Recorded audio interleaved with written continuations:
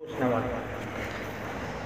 الله الرحمن الرحيم. باب الأشربة. عن أنس رضي الله تعالى عنه قال كان رسول الله صلى الله عليه وسلم يتنفس في الشراب ثلاثا متفق عليه. وزاد مسلم في رواية ويقول إنه أروى وأبرى وأمر.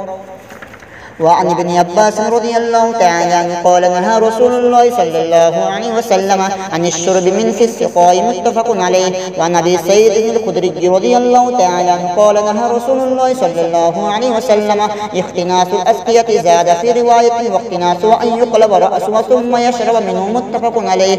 وعن أنس رضي الله تعالى عنه عن النبي صلى الله عليه وسلم أنه نهى أن يشرب الرجل قائما رواه مسلم. وعن ابي هريرة رضي الله تعالى عنه قال قال رسول الله صلى الله عليه وسلم لا يشربن أحد منكم قائما فمن نسي منكم فليستقي رواه مسلم.